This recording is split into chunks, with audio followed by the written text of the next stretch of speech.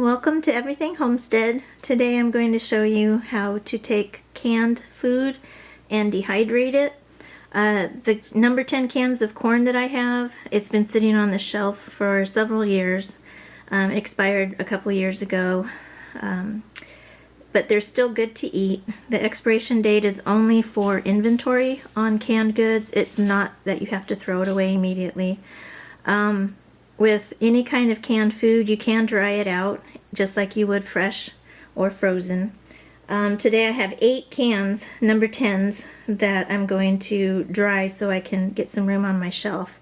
So what you need are dehydrator trays with a silicone mat, because if you try and use the mesh, some of the corn gets so small it goes right through the mesh.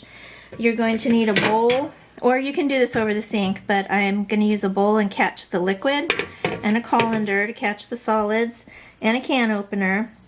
One of the things with canned corn, when you dehydrate it, and if you eat it dehydrated just out of your jar, it tastes like candy, and a lot of people really enjoy just snacking on it, and it's healthy for you too. Because it dehydrates, it takes all the sweet sugars naturally found in the corn, and it concentrates it, and that's where you get that sweet sugary taste. And you have a corn flavor too, which is really good. So let me get started. So here's my expired corn, and you can see it looks perfectly normal. It smells really good. And I'm just going to go ahead and pour it into my colander and strain it.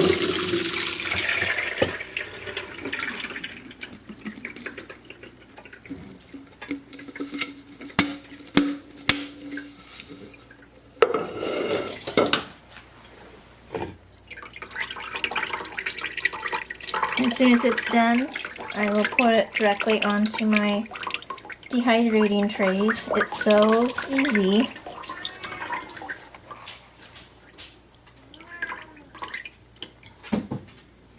Here's my drained corn.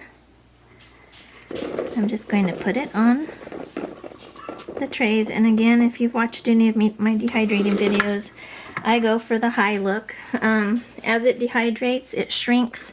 It pulls apart.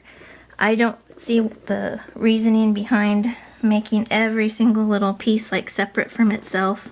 I could see that with fruit because it does stick to each other.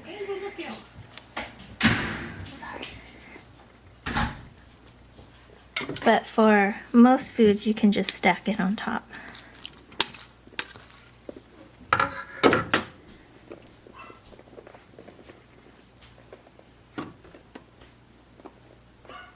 So that is one number 10 can of corn that fits on one of my Excalibur dehydrator trays. And I'm going to thin out the middle just a little bit by expanding it to the sides.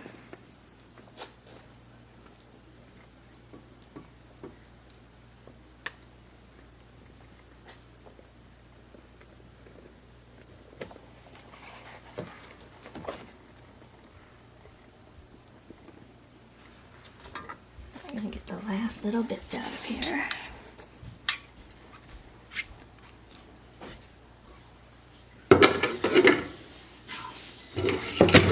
Whoops. And then I'm just going to sit it in here.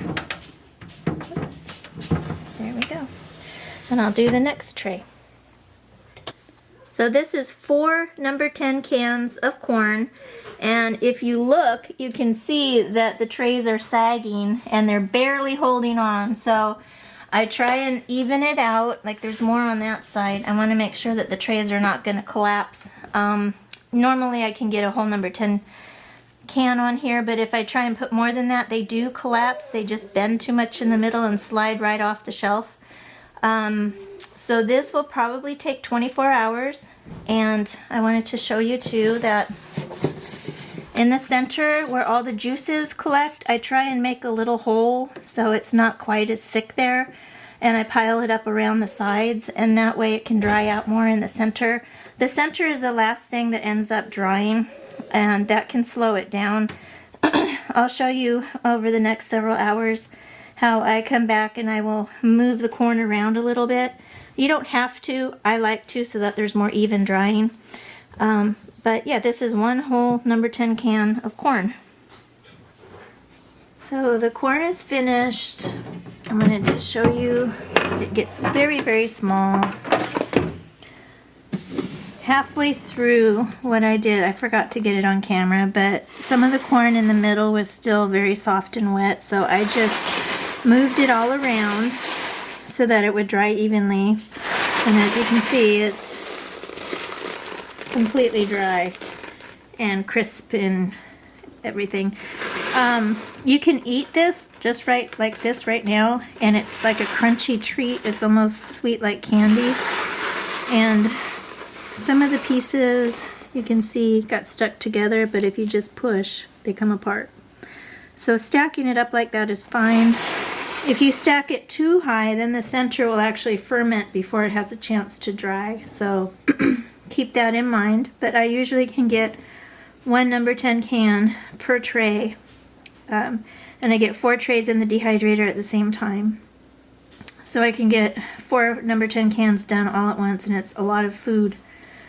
And all you have to do is put it in your jars. So it's as easy as just shaking it into your jar.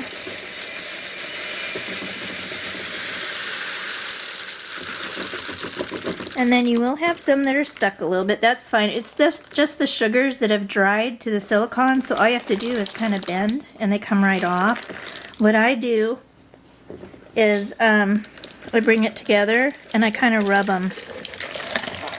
I just kind of rub and they come off.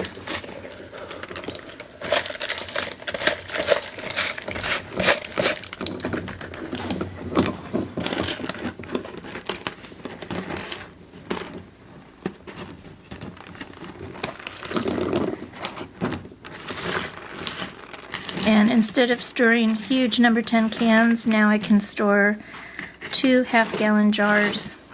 I get about half a gallon per number 10 can of corn. Now green beans will be different because the pieces are a different size. The same for like tomatoes. If you get chunked tomatoes and you want to dehydrate those, you'll get a different amount per jar. So with corn, I can put 2 number 10 cans of corn per half-gallon jar. And it's that simple. So if you like this video, please like and subscribe like all the YouTubers say. Hopefully you've learned something. And this is a really easy way to take your expired vegetables on the shelf, dehydrate them. This will last pretty much forever. And you can reconstitute it. I like to use these. I will reconstitute it and put it in cornbread. You can put it in tortilla soup. You can put it in all kinds of casseroles. Anything that you would use fresh corn for, all you have to do is make sure it's reconstituted first in some warm or hot water. Leave it until it's soft, and then you can go ahead and cook it. If you try and put it into soup or something else that either has oils or salts, it will absorb those oils and salts instead of water, and it will never fully rehydrate. So always rehydrate first. If you have any questions, just write them below and I'll answer them as quickly as I can. And if you have any suggestions for other videos that you would like to see, just let me know in the comments. Thank you.